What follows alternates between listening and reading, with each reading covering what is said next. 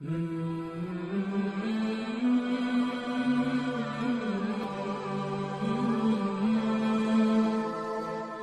باللہ من الشیطان الرجیم، بسم اللہ الرحمن الرحیم۔ سورۃ النجم۔ والنجم اذا هوى ما ضل صاحبكم وما غوى وما ينطق عن الهوى ان هو الا وحی یوحى علمہ شدید القوى ذو مرة فاستوى وهو بالافق الاعلى ثم دنا فتدلى فكان قاب قوسين او ادنى فأوحى إلى ربه ما أوحى۔ یہ آیت 1 سے 10 تک کی تلاوت ہوئی ہے۔ اعوذ باللہ من الشیطان الرجیم، بسم اللہ الرحمن الرحیم۔ سورہ نجم ہے۔ یہ سورت مکی زندگی کی ابتدائی دور میں نازل ہوئی ہے، بلکہ بعض روایات سے معلوم ہوتا ہے کہ یہ پہلی وہ سورت ہے جو آپ نے اعلان ایسے مجمع میں پڑھ کے سنائی جس میں مسلمانوں کے ساتھ مشرکین کی بھی بڑی تعداد موجود تھی۔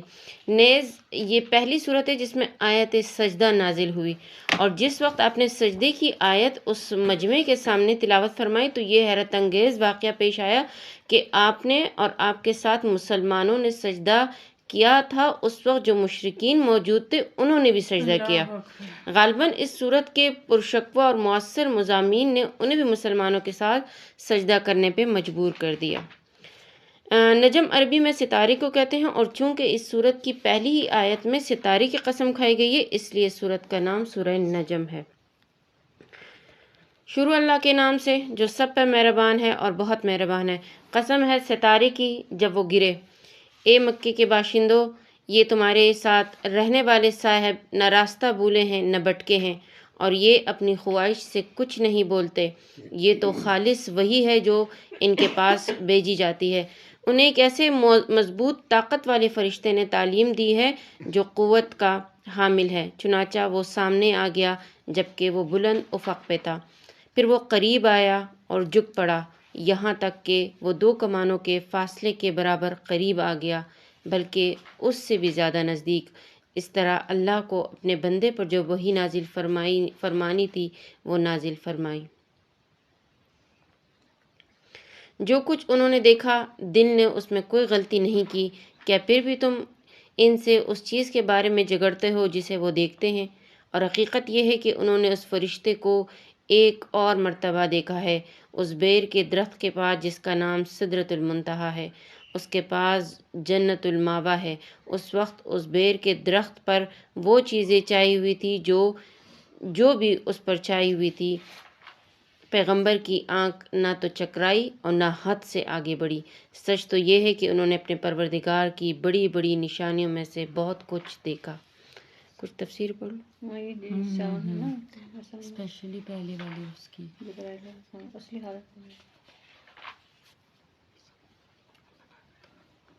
ستارے کے گرنے سے مراد اس کا غائب ہونا ہے، جیسے کہ سورت کے تعارف میں عرض کیا گیا کہ سورت کا اصل موضوع حضور اکرم صلی اللہ علیہ وسلم کی رسالت کو ثابت کرنا ہے، اس لیے سورت کے شروع میں آپ پہ نازل ہونے والی وحی کے بارے میں بتایا گیا ہے کہ وہ ایک قابل اعتماد فرشتہ آپ کے پاس لے کر آتا ہے۔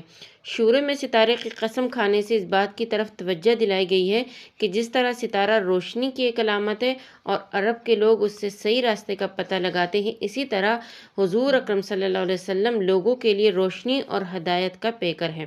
اس کے علاوہ ستارے کی سفر کے لیے اللہ تعالیٰ نے جو راستہ مقرر فرمایا ہے ان سے بال برابر بھی ادھر ادھر نہیں ہوتا اور نہ اس سے بھٹکتا ہے۔ اسی طرح آن حضرت صلی اللہ علیہ وسلم کے بارے میں اگلی آیت میں فرمایا گیا ہے کہ وہ نہ راستہ بھولے ہیں اور نہ ہی بھٹکے ہیں۔ پھر جب ستارہ غائب ہونے والا ہوتا ہے تو اس کے ذریعے راستہ زیادہ آسانی سے معلوم ہو جاتا ہے۔ اس کے علاوہ مسافروں کو اس کے زبان حال سے یہ پیغام ہوتا ہے کہ میں رخصت ہونے والا ہوں، مجھ سے راستہ معلوم کرنے میں جلدی کرو۔ اسی طرح حضور اکرم صلی اللہ علیہ وسلم دنیا میں زیادہ عرصہ مقیم نہیں رہیں گے، اس لیے آپ سے ہدایت حاصل کرنے والوں کو جلدی کرنی چاہیے۔ اور تمہارے ساتھ رہنے والے صاحب سے مراد حضور صلی اللہ علیہ وسلم ہے کہ وہ آپ کے لیے یہ لفظ استعمال کر کے اللہ تعالیٰ نے اس حقیقت کی طرف متوجہ فرمایا ہے کہ آپ نے کہیں باہر سے آ کے نبوت کا دعویٰ نہیں کر دیا، بلکہ وہ شروع سے تمہارے ساتھ رہتے ہیں اور ان کی پوری زندگی کھلی ہوئی کتاب کی طرح تمہارے سامنے ہے۔ انہوں نے زندگی بھر کبھی جھوٹ نہ بولا اور نہ کبھی کسی کو دھوکہ دیا۔ اس کے برعکس آپ صادق اور امین کے لقب سے مشہور ہوئے۔ اس لیے کیسے ممکن ہے کہ وہ عام زندگی میں بھی جھوٹ سے اتنا پرہیز کریں اور اللہ تعالیٰ پر اتنا بڑا بہتان لگا دیں گے؟ تیسری آیت کا ترجمہ یہ کہ اس سے مراد حضرت جبرائیل علیہ السلام ہے۔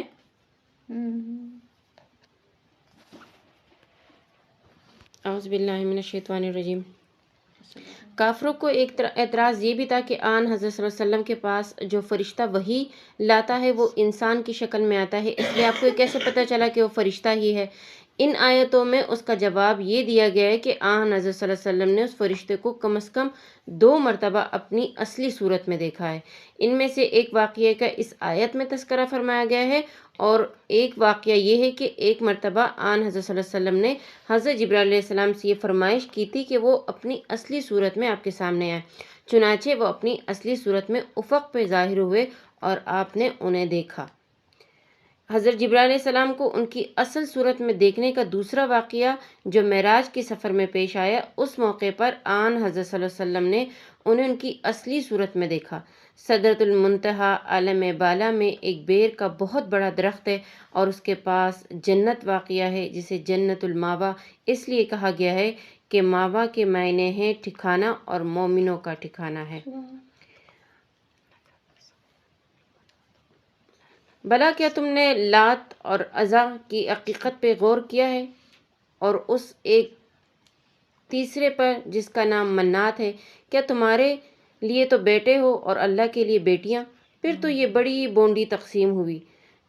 ان کی حقیقت اس کے سوا کچھ نہیں کہ یہ کچھ نام ہیں جو تم نے انہیں تمہارے باپ دادوں نے رکھ لیے ہیں، اللہ نے ان کے حق میں کوئی ثبوت نازل نہیں کیا۔ در حقیقت یہ کہ کافر لوگ محض وہم و گمان اور نفسانی خواہشات کے پیچھے چل رہے، حالانکہ ان کے پروردگار کی طرف سے ان کے پاس ہدایت آ چکی ہے۔ کیا انسان کو ہر اس چیز کا حق پہنچتا ہے جس کی تمنا کرے؟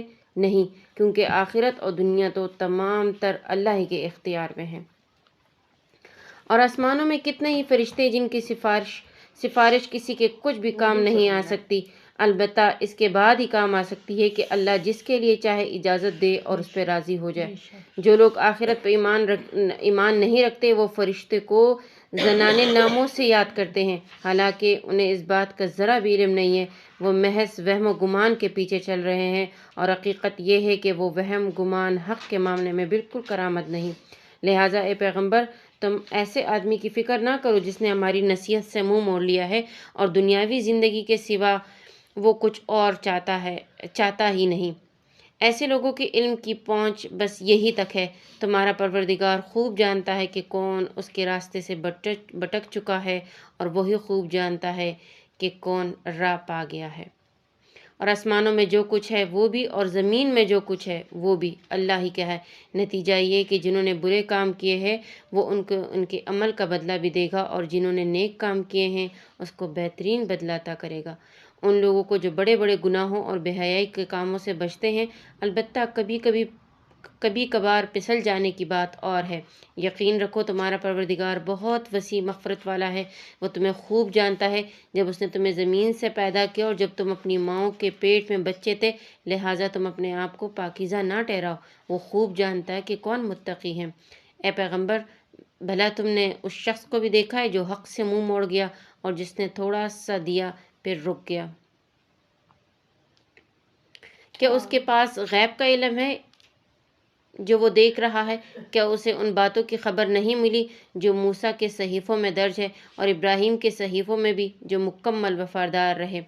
یعنی یہ کہ کوئی بوجھ اٹھانے والا کسی دوسرے کے گناہ کا بوجھ نہیں اٹھا سکتا، اور یہ کہ انسان کو خود اپنی کوشش کے سوا کسی اور چیز کا بدلہ لینے کا حق نہیں پہنچتا، اور یہ کہ اس کی کوشش عنقریب دیکھی جائے گی، پھر اس کا بدلہ اسے پورا دیا جائے گا، اور یہ کہ آخرکار سب کو تمہارے پروردگار کے پاس پہنچنا ہے، اور یہ کہ وہی ہے جو ہنساتا ہے اور رلاتا ہے، اور یہ کہ وہی ہے جو موت بھی دیتا ہے اور زندگی بھی، اور یہ کہ اسی نے نر اور مادہ کے 2 جوڑے پیدا کر دیے، وہ بھی صرف ایک بوند سے جب وہ ٹپکائی جاتی ہے، اور یہ کہ دوسری زندگی دینے کا بھی اسی نے ذمہ لیا ہے، اور یہ کہ وہی ہے جو مالدار بناتا ہے اور دولت کو محفوظ کراتا ہے، اور یہ کہ وہی ہے جو شعرا ستارے کا پروردگار ہے، اور یہ کہ وہی ہے جس نے پچھلے زمانے کی قوم عاد کو ہلاک کیا اور سمود کو بھی، اور کسی کو باقی نہ چھوڑا۔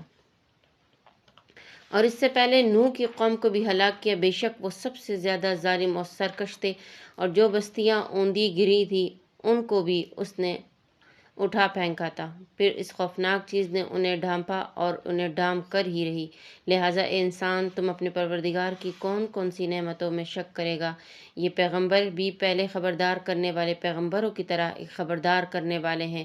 جو گھڑی جلد آنے والی ہے وہ قریب آ پہنچی ہے، اللہ کے سوا کوئی نہیں جو اسے ہٹا سکے۔ تو کیا تم اس بات پر حیرت کرتے ہو اور اس کا مذاق بنا کر ہنستے ہو اور روتے نہیں ہو، جبکہ تم تکبر کے ساتھ کھیل کود میں پڑے ہوئے ہو؟ اور اب بھی جھک جاؤ اللہ کے سامنے اور اس کی بندگی کرو۔